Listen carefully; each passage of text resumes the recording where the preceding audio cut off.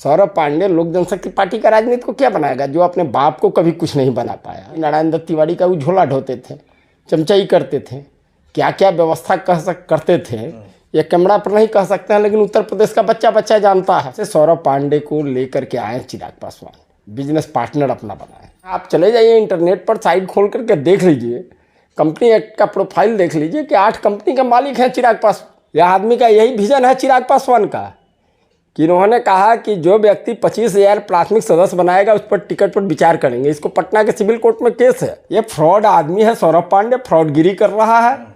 यह आदमी को राजनीति का ABCD नहीं मालूम है। सूरज के सामने दिया दिखाना ये सौरभ पांडे की औकात नहीं है।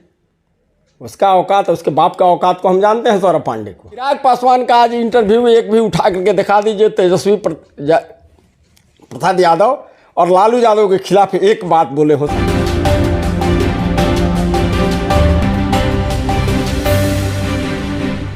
हमारे साथ है राष्ट्रीय लोक जनशक्ति पार्टी के प्रधान महासचिव केशव सिंह। इनसे जानेंगे लगातार इन दिनों केंद्रीय मंत्री राष्ट्रीय लोक जनशक्ति पार्टी के राष्ट्रीय अध्यक्ष पशुपति कुमार पारस सौरभ पांडे का नाम लेते हैं और वो कहते हैं कि चिराग पासवान के जो खास दोस्त हैं सौरभ पांडे, उन्हीं के कारण पार्टी में टूट हुई। इन विषयों पर बात करेंगे। 3.5 करोड़ रुपये वाली क्या बात है। सौरभ पांडे ने कुछ दिनों पहले एक इंटरव्यू में इन बातों को कहा था। इन्हीं सब विषयों पर बात करेंगे। केशव सिंह जी, लगातार मंत्री जी कहते हैं कि सौरभ पांडे के कारण हुई और सौरभ पांडे ने तो आपके मंत्री जी पर ही इल्जाम लगा दिया। देखिए, पूरा देश जानता है और बिहार का एक एक बच्चा जानता है कि रामविलास पासवान के तीनों भाइयों में प्रेम कहानी जी, राम लक्ष्मण भरत शत्रुघ्न के समान ये तीनों भाइयों में प्रेम था जी। और आज तक तीनों भाई एक दूसरे का बात को उठाने का किसी का हिम्मत नहीं हुआ और न किसी को जवाब देने का एक दूसरे का बात। जो कहते थे स्वर्गीय पासवान जी वही होता था। पारस जी पर्दे के पीछे रहते थे। और पारस जी, रामविलास जी का जो राजनीतिक कैरियर रहा, सारा लोग जानते थे कि सार्वजनिक रूप से मंच पर राजनीति करते हैं पासवान जी, लेकिन उसका मैनेजमेंट पारस जी करते हैं, ये भी छिपा हुआ नहीं है।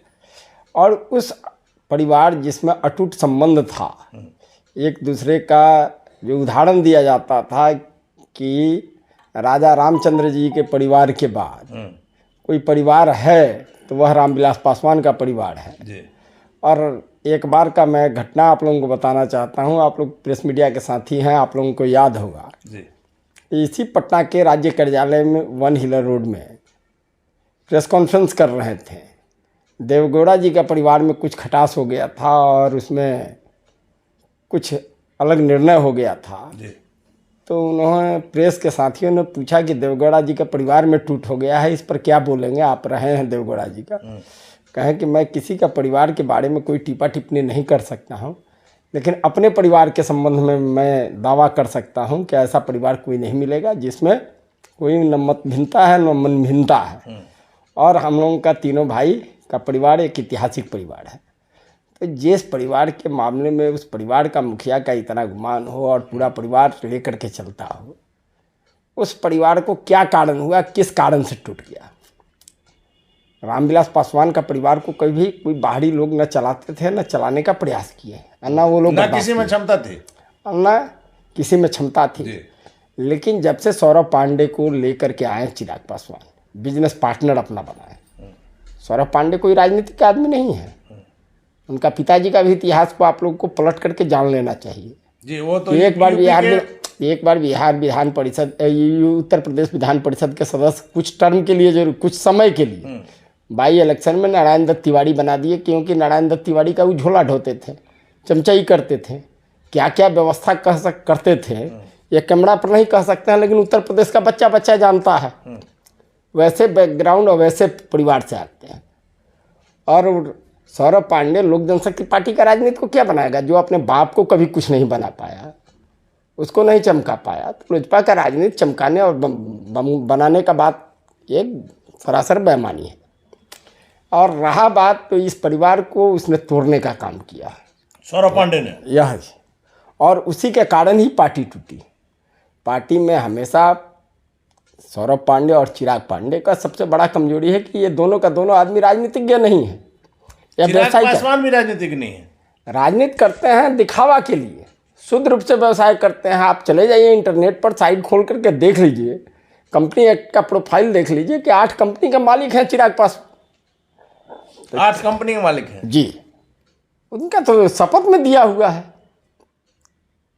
जो 8 कंपनी चलाता हो, दिन रात व्यवसाय करता हो, बिल्डर का काम है, रेस्टोरेंट का काम है, एक्सपोर्ट इंपोर्ट का काम है, दवा का है, मैन्युफैक्चरिंग का है, किस ढंग का काम नहीं है। संकट मोचन टेक्सटाइल के क्षेत्र में है जी। आपको स्ट्रॉन्ग पिलर उनका एक कंपनी है जो कंस्ट्रक्शन की है, मेडिसिन की है कंपनी, कई कंपनियों का मालिक है ये।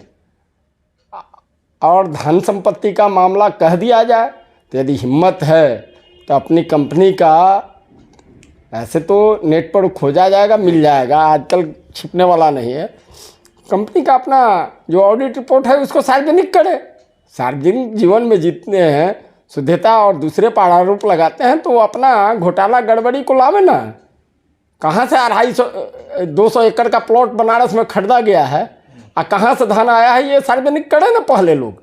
सौरभ पांडे के ही परिवारजन के नाम पर लिया गया है, चिराग पासवान का पैसा लगा है, ये सब छिपा हुआ है। नोएडा में कितना प्लॉट है, कितने प्लॉट पर कंस्ट्रक्शन चल रहा है, कहाँ से ये सब धन आया है, इसको सार्वजनिक करें ये लोग। केशव जी, सौरभ पांडे ने ही यह कहा है कि बिहारी फर्स्ट की डॉक्यूमेंट्री जो उन्हीं का बनाया हुआ और उसी पर चलने के लिए जो चिराग पासवान को उन्होंने कहा, देखिए, और इसका कारण रहा कि चिराग पासवान को भले बिहार में सीट नहीं हो लेकिन युवाओं में तो लोकप्रिय हुए। पहले बात समझिए, सौरभ पांडे का बाप जो मणिशंकर पांडे हैं उनकी औकात नहीं है बिहारी फर्स्ट का डॉक्यूमेंट्री बनाने का। सोच जो थी, सोच ये था, प्रशांत किशोर जी का सोच था, उन्होंने चिराग पासवान जी को दिया। और 2019 का जो फरवरी में महाशिवरात्रि के दिन से हाजीपुर में पहला जो सम्मेलन हुआ उसी में चिराग पासवान ने घोषणा किया। उसके पहले प्रशांत किशोर जी से बात करके उन्होंने कहा कि बिहार के गांव-गांव का समस्याओं को अध्ययन कीजिए और उसको ला करके उस विजन में शामिल कीजिए। हम लोग भी अपने विधानसभा का हर एक बूथ से 5-5 समस्याओं को अध्ययन करके रिपोर्ट बना करके दिए जी। और कहीं कहीं किसी बूथ पर तो हम 10-10 समस्याओं को दिए थे, लेकिन ना उसका डॉक्यूमेंट्री बना, ना उसका सार्वजनिक हुआ, न जनता के बीच में उसकी प्रति आई, ना आप लोगों के बीच में प्रति आया। ये फ्रॉड आदमी है सौरभ पांडे, फ्रॉडगिरी कर रहा है। यह आदमी को राजनीति का ABCD नहीं मालूम है। बिहार का चौहद्दी बता दे, 34 जिला का यातायात का रूट क्या है, किस ब्लॉक में कहाँ जाएंगे, किस ब्लॉक में कितना पंचायत है, किस कास्ट का कौन विधानसभा में क्या समीकरण है, जिसको बिहार के बारे में ABCD नहीं जानकारी हो, यह बिहार का डॉक्यूमेंट्री क्या बनाएगा। यह आदमी झूठ बोल रहा है और आरोप लगा रहा है कि 3.5 करोड़ रुपया के फंड से, पार्टी फंड से चुनाव लड़े। तो चिराग पासवान को स्पष्ट करना चाहिए और सौरभ पांडे जी को कि पार्टी में टूट हुआ, विभाजन हुआ। अधिकतर सांसद, विधायक और दल के नेता कार्यकर्ता पारस जी के साथ थे। किस हैसियत से रातों रात पार्टी के फंड में 35,000 रुपया छोड़कर लगभग 3-4 करोड़ रुपया फंड था, एक्यूरेट फिगर हमको नहीं याद है, न जानकारी है, सारे पैसा ही लोग निकाल लिए। वह पैसा लेकर के कहाँ गए। तो जो भ्रष्ट लोग हैं, जो गंदे लोग हैं, जो दिन रात घोटाला किए, एक कर्जकर्ताओं से 4.5 लाख रुपया ठगे। यह आदमी का यही विजन है चिराग पासवान का कि इन्होंने कहा कि जो व्यक्ति 25,000 प्राथमिक सदस्य बनाएगा उस पर टिकट पर विचार करेंगे। इसको पटना के सिविल कोर्ट में केस है, बहुत जल्द इन पर देखिएगा संज्ञान लेकर के इनको वारंट जारी करने जा रहा है फ्रॉडगिरी का। जी, फ्रॉडगिरी का चिराग पासवान पर। यही सौरभ पांडे करवाने वाला है। और सौरभ पांडे ये मिल करके कर्जकर्ताओं का घर द्वार जमीन बेचवा करके 2.5 लाख रुपया लिया। अब बताइए कि लालगंज में 7 आदमी 25-25 हज़ार सदस्य बनाया जी। कितना हुआ? 1,75,000 जहाँ प्राथमिक सदस्य हो, वहाँ इनका उम्मीदवार थे राजकुमार शाह, उनको कितना वोट आया? 13,500 वोट आया। तो 1,75,000 जहाँ पार्टी का मेंबर रहेंगे वहाँ वोट आएगा इनको 13,500 14,000। उसी ढंग से संपूर्ण मतलब बिहार में वो आंकड़ा गलत। पहले बात सुनिए, पूरे कार्यकर्ताओं को ठगने का काम किया। 82 कार्ड सदस्यता अभियान चला हमारे विधानसभा क्षेत्र में। इन्होंने बनाया, एक आदमी बनाया 40,000 और हम बनाए 25,000, 65,000 सदस्य आए। अब वोट आया 3,500 इनके उम्मीदवार को जी। तो इनका विजन, डॉक्यूमेंट्री और लोकप्रियता का साफ प्रमाणित करता है। और चिराग पासवान का यही लोकप्रियता ना है कि उनके संसदीय क्षेत्र के तारापुर में उपचुनाव होता है और 5251 वोट आता है। रामविलास पासवान जी के ननिहाल, जहाँ पासवान बाहुल्य आबादी है, उस क्षेत्र में चुनाव लड़ते हैं और इनका उम्मीदवार को 5400 वोट आता है। यही लोकप्रियता है। लेकिन ये भीड़, चिराग पासवान लोकप्रिय हो रहे हैं, इसमें कहाँ शक है? देखिए, लोकप्रिय हो रहे हैं। देखिए, नाटक का देखने वाला बहुत लोग होता है। भाड़े की भीड़ है क्या? भाड़े का भी। अभी गया में गए थे, आपने देखा आपको होगा। जी मैं बताता हूँ क्या होता है क्या नहीं, ये भी आपको हम कह देते हैं कि ये चुनाव लड़े पिछला बार एनडीए से बाहर होकर के 135 सीट पर लड़े। इनके पास 100 मजबूत लोग हैं जिसका भया दोहन अभी हो रहा है। अभी भी उन लोगों से भीड़ जुटवाया जाता है, दिन रात उन लोगों का तमाशा लिया जाता है, उन लोगों से धन उगाही किया जाता है। और यही कि मिड टर्म पोल हो रहा है, मध्यावधि चुनाव लगातार चिराग पासवान इन बातों को कहते हैं, कह करके और झांसा दे करके, झांसे में लेकर के लोगों को ठगने का काम ये लोग कर रहे हैं। लेकिन केशव जी, एक चीज आपको मानना होगा कि चिराग पासवान का ही निर्णय था कि 2020 में अकेले चुनाव लड़ना है, और उस निर्णय ने क्या से क्या किया। सबसे पहला बात है कि मुख्यमंत्री नीतीश कुमार को 80 से 43 सीट पर लाया, और पशुपति कुमार पारस चूंकि सीट नहीं बांट सके, पैसा नहीं मिल सका। पहले बात सुनिए, ये आरोप लगा रहे हैं, राष्ट्रीय अध्यक्ष पार्टी का कौन था? चिराग पासवान थे। संसदीय बोर्ड का अध्यक्ष कौन था? चिराग जी। पार्टी के संसदीय दल का नेता कौन था? सब चीज तो चिराग जी ही थे। चिराग पासवान थे। तो न ये कभी संसदीय दल का बैठक किए, न पार्टी का कार्य समिति का बैठक किए, न कार्यकारिणी का बैठक करते थे जी। ये तो तानाशाह रूप से पार्टी चलाते थे। तो पार्टी चलाते थे तो अकेले निर्णय लिए, और निर्णय क्यों लिए? तो ये कांग्रेस और आरजेडी से कितना पैसा लिए? मुख्यमंत्री नीतीश कुमार कहते हैं मुख्यमंत्री से नहीं, सुनिए कांग्रेस के साथ मिले। देखिए, बिहार में आरजेडी को तो ठिकाना लगा दिया था बिहार का जनता। 2000 जी। आपको 10 का जो चुनाव हुआ बिहार विधानसभा का, 22 सीट पर आरजेडी को समेट कर रख दिया जी। राबड़ी देवी तक को चुनाव हरा दिया था बिहार की जनता। आरजेडी करीब और आरजेडी को दरकिनार एक बार नीतीश कुमार जी 2015 में आरजेडी को जीवन दान दिए जी। और पुनः आरजेडी समाप्त होने के कगार पर पहुंच गया था, उसको जीवन दान देने का काम किए चिराग पासवान, पैसा लेकर के, दलाली कर करके। और यह व्यक्ति बतावे ना कि आरजेडी का शुद्ध रूप से दलाल है चिराग पासवान, और आरजेडी के लिए दलाली करते हैं। और आपको मैं प्रमाण देता हूं इसका कि चिराग पासवान का आज इंटरव्यू एक भी उठा करके दिखा दीजिए, तेजस्वी प्रसाद यादव और लालू यादव के खिलाफ एक बात बोले हो सार्वजनिक। तो तेजस्वी अभी चूंकि पूरी तरह से लाइमलाइट में नहीं है। लाइमलाइट में नहीं है, पहले बात सुन लीजिए। लाइमलाइट में कहीं से नहीं है। जो बिहार की सबसे बड़ी पार्टी का नेता हो, उप मुख्यमंत्री, सुन लीजिए जी। अभी बिहार में आप देखें, मेरे ही विधानसभा क्षेत्र के सटे हुए एकमा विधानसभा मांझी ब्लॉक ही पड़ता है। जितना बड़ा जातीय उन्माद हुआ, जिसमें वहाँ पर हुआ एक जाति विशेष के द्वारा आरजेडी के लोगों के द्वारा जिस प्रकार से 2 युवकों को हत्या कर दिया गया, एक को पिटाई किया गया, और पिटाई करने वाला अभियुक्त जाकर के थाना में बैठ करके थाना प्रभारी के साथ पिकनिक मना रहा था। गए थे उस जगह? एक मिनट, गए जाना, देखिए रोना और हंसना एक साथ नहीं होता है जी। तो वह मुखिया का प्योर आरजेडी का वर्चस्व प्राप्त था, और आरजेडी के इशारे पर सारा घटना हुआ। तो क्यों नहीं जाकर के तेजस्वी यादव पर हमला बोले? जाकर के आई वास करने से बिहार की जनता सरकार पर हमला चिराग पासवान ने वहां जाकर के भी किया, लगातार। अरे सरकार पर हमला करते हैं, नहीं है नीतीश कुमार पर हमला करते हैं। तो एक ही दाल का एक टुकड़ा बहुत सुंदर और एक खराब, ये कतई नहीं हो सकता है। हमला बोलना है, और यदि कोई गड़बड़ सरकार कर रहा है तो जितना नीतीश कुमार दोषी है उतने तेजस्वी यादव दोषी हैं। तेजस्वी यादव पर क्यों नहीं बोलते हैं? यह तेजस्वी यादव का दलाल हैं, और आज भी कहते हैं कि यह तेजस्वी यादव का एजेंट के रूप में काम कर रहे हैं, और भारतीय जनता पार्टी को जितना हानि पहुंचाना होगा वही काम करते हैं। दूसरा उदाहरण ले लीजिए, भारतीय जनता पार्टी को चिराग पासवान हानि पहुंचा रहे हैं। जी, मैं उदाहरण देता हूं कि एनडीए का विरोध में हमेशा काम करते हैं। तारापुर में इन्होंने उम्मीदवार किसको बनाया? राजपूत जाति से। इसलिए बनाया कि आरजेडी उस समय में 20 जाति का उम्मीदवार बनाया था। ऊंची जाति का वोट एनडीए का है, एनडीए का वोट कट जाए कि आराम से जीत जाए। लेकिन केशव जी, बिहार में 3 जगह जो उपचुनाव हुए हैं, मोकामा में, गोपालगंज में और आपको कुटनी में, उसमें चिराग पासवान की भूमिका से आप इनकार कैसे कर सकते हैं? अच्छा 1 मिनट, बीजेपी के लिए उन्होंने काम किया। पहले बात सुनिए, पहले तो 2 चुनाव किए खुल करके। कुशेश्वर स्थान में पासवान उम्मीदवार क्यों दिए कि पासवान उम्मीदवार है? कुशेश्वर से मान लिया आपकी बात, लेकिन इन 3 जगहों की बात, 3 जगह आपको सुन लीजिए। मोकामा में क्या हुआ? मोकामा में चिराग देखिए, पासवान के जाने से, पहले बात सुनिए, जाने से क्या हुआ? कुछ नहीं हुआ। चिराग पासवान को इतना दम था तो इनका भी उम्मीदवार लड़ा था, सहनी अति पिछड़ा जाति का, कितना वोट उसको आया? 2020 का चुनाव का आंकड़ा उठा लीजिए ना। नहीं, मैं अभी उपचुनाव की बात। और सुन लीजिए, गोपालगंज में तो ये साधु यादव को अपना उम्मीदवार बना करके रखे थे। साधु यादव लड़ने से इनकार कर दिया, तब ना इनको कोई चाड़ा नहीं चढ़ा और नीतीश कुमार के विरोध में गए। वो भारतीय जनता पार्टी, लेकिन केशव जी, बीजेपी से लेकर के अरे सारे लोग कहते हैं कि चिराग पासवान के कारण वहां अरे जीत कहाँ हुआ? मोकामा नहीं, वहां गोपालगंज इनके चलते क्या जीत? मोकामा में मार्जिन घटा।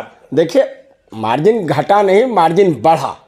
जीत का मार्जिन है, पिछली बार जो था उससे घटा है। गोपालगंज में देखिए, मोकामा में लड़ाई लड़ रहे थे अनंत सिंह, भारतीय जनता पार्टी हो रहा था। वहाँ लालू नीतीश नहीं इशू थे, हाँ, वहाँ अनंत सिंह मैटर थे। और रहा बात कि यहाँ जो चुनाव लड़ रही थी सुभाष सिंह की पत्नी के प्रति सिंपैथी था, भारतीय जनता पार्टी का वोट था, प्लस कुटनी को तो महागठबंधन मानिएगा केशव सिंह जी आप। क्या कुटनी महागठबंधन की सीट थी, किस प्रकार से एनडीए ने लाया? 1 मिनट, एनडीए लाने के पीछे देखिए उसमें चिराग पासवान का बहुत बड़ा भूमिका। चिराग पासवान की भी भूमिका, चिराग पासवान आपकी भी भूमिका थी, पारस जी की भूमिका थी। चिराग पासवान का प्रदेश अध्यक्ष बयान देते हैं, लतखोर पार्टी कहते हैं भारतीय जनता पार्टी को।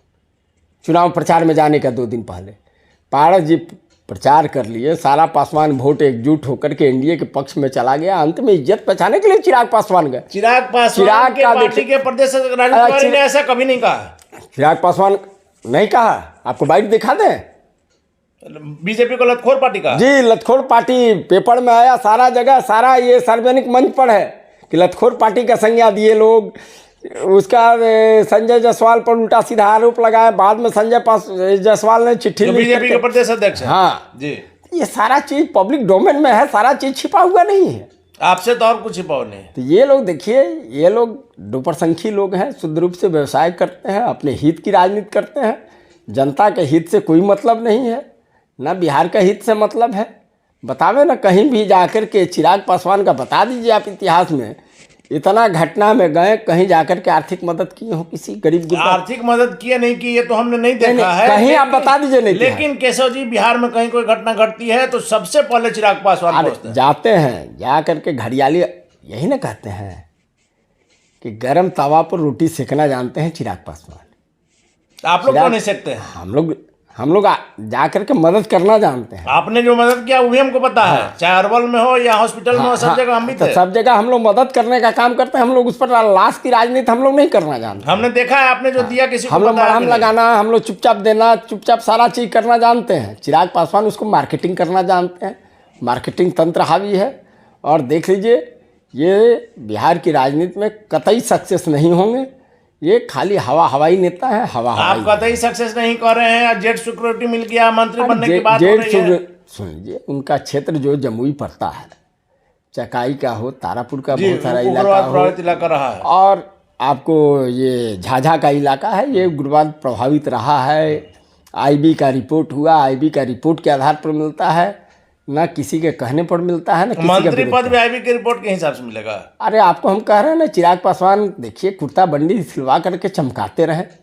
ये तो ओथ ले रहे हैं रामविलास पासवान जी का, जिस दिन देहांत हुआ उस दिन से। नहीं, उस समय तो इन्होंने त्याग कर दिया, चाहते तो उस समय। पहले बात सुनिए, कहाँ इनको बनाया गया? रोज आप लोगों का मीडिया रिपोर्ट को पलट करके देख लीजिए। हम लोग तो 8 अक्टूबर 2020 से कि विधानसभा चुनाव के बाद होंगे, चिराग पासवान ने खेला कर दिया, भारतीय जनता पार्टी को बड़ी पार्टी बना दिया, सब मीडिया में चलवा, नीतीश कुमार के तीसरे दर्जे की पार्टी बना दिया, बूथ लेंगे तो ये होगा, तो फल्ला महीना बूथ। लेकिन केशव जी, चिराग पासवान का साफ तौर पर कहना है कि बिहार वासियों की सेवा मेरी प्राथमिकता है, मंत्री पद मेरे लिए अहम नहीं। बिहार का सेवा क्या है? क्या सेवा की है? जिस प्रकार से अभी जनता के सुख दुख में हो जाते हैं। क्या दुख सुख में वो पहुंच जाना, आप बताइए ना, चिराग का रोजगार प्राइवेट लिमिटेड एक फर्म चलाते हैं। 5 गो बिहार के लिए नौजवान को यदि कौशल विकास भी करा दिए रहते हैं, उस चाहे 5 गो को रोजगार दे दिए रहते हैं, तब हम जानते हैं कि चिराग पासवान बिहार के लोगों का सेवा करते हैं। आप लोग तो पहले कहते थे कि चिराग पासवान पटना में बिहार में रहते नहीं, अब तो चिराग पासवान एक सप्ताह में 5 से 6 दिन अरे पटना भाई में बिहार में। अभी तो चुनाव आ रहा है, रोज दौड़ेंगे, अभी तो रोज दौड़ेंगे। अभी बिहार के लोगों से जरूरत है। अपने आप को बिहारी मानता कहाँ है वो आदमी?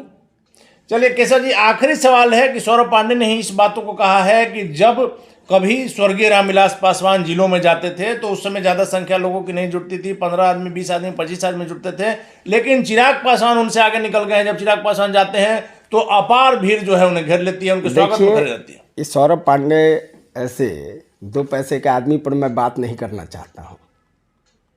नहीं, राजनीति है, आपको सवाल देना तो बनता है। बात सुन जी, इसकी क्या औकात है कि रामविलास पासवान का औकात को मूल्यांकन कर ले? रामविलास पासवान के पिता है, वो भी आपके पहले बात सुनिए ना, उस पर भी मैं जवाब दे रहा हूँ। जी, रामविलास पासवान देश के किसी भी कोना में कहीं भी खड़ा हो जाते थे, 2-4-5 हजार आदमी के लिए बुलाना नहीं पड़ता था। जी। और रहा बात कि ये सौरभ पांडे हो चाहे चिराग पासवान, आज पार्टी भी चला रहा है तो पार्टी के साथ वही बाप और हमारे पूज्य नेता रामविलास पासवान जी का नाम लिख करके ही चलाना पड़ रहा है, और रामविलास पासवान जी का ही नाम बेच करके मार्केटिंग कर रहे हैं। जड़ तो वही है। अरे पहले बात सुनिए, जड़ तो वही है, ये आपको मानना एक होगा। मिनट, जड़ हैं तो जड़ को इतना अपमानित नहीं करना चाहिए। रामविलास पासवान का सारा लोग मूल्यांकन जानता है कि रामविलास पासवान अकेले बिहार में चुनाव लड़ करके 29 सीट लाए थे, जी, किसी का मदद नहीं। देश के स्तर पर उनकी जो और पहचान थी, जो और ये भी बिहार के लोग स्पष्ट रूप से जानते हैं कि 2000 में तमाम एनडीए एकजुट होकर के लालू यादव को सत्ता से नहीं हटा पाया था, लेकिन 2005 में रामविलास पासवान जी का ही देन है जी, कि उन्होंने अकेले पार्टी लोक जनशक्ति पार्टी का गठन कर करके और सारे सीट पर लड़ करके लालू यादव को औकात में ला दिए और एनडीए को सत्ता में ला और त्याग भी दिखाया कि अपने और त्याग मुख्यमंत्री दिखाया। बनने के लिए चाहते तो बन सकते थे, लेकिन नहीं बने। और सारा त्याग दिखाया है। लेकिन सूरज के सामने दिया दिखाना ये सौरभ पांडे की औकात नहीं है। उसका औकात, उसके बाप का औकात को हम जानते हैं सौरभ पांडे को, कि क्या करता है क्या नहीं। आज भी कितने हे दृष्टिकोण से सौरभ पांडे को बनारस के गलियों के लोग जानते हैं। वो सारा चीज़ खोल देंगे तो बहुत कुछ निकल जाएगा मामला। चलिए, तो मत खोलिए। तो और रहा बात कि रामविलास पासवान जी को जो आप लोग कह रहे हैं, ये मेरा पोस्ट पढ़िएगा आप लोग, 3 दिसंबर 1921 का, 3 दिसंबर 2020 का हमारा फेसबुक पोस्ट पर देखिए। जो नामकरण किए वही नामकरण कर करके तो आज ये पार्टी लोग चला रहा है। तो इन लोगों की क्या औकात है, क्या सोच है, क्या बिहार विजन बनाएगा, क्या डॉक्यूमेंट्री बनाएगा, और कितना रामविलास पासवान जी को अपमानित करने का जितना प्रयास करेगा उतना बिहार की जनता चिराग पासवान और सौरभ पांडे को जवाब देने का काम करेगा। ये दोनों आदमी घटिया है और घटिया लोगों का राजनीति में बिहार की जनता अच्छी तरह से जवाब देना जानती है। चलिए, तो बिहार की जनता अच्छी तरह से जानती है। ये थे हमारे साथ राष्ट्रीय लोक जनशक्ति पार्टी के प्रधान महासचिव केशव सिंह। इनका साफ तौर पर कहना है इन दिनों जो सौरभ पांडे ने जो बातें कही थी उसे पूरी तरह से केशव सिंह ने खारिज किया है, और इनके दावों में कितनी सच्चाई है ये आने वाला वक्त बताएगा।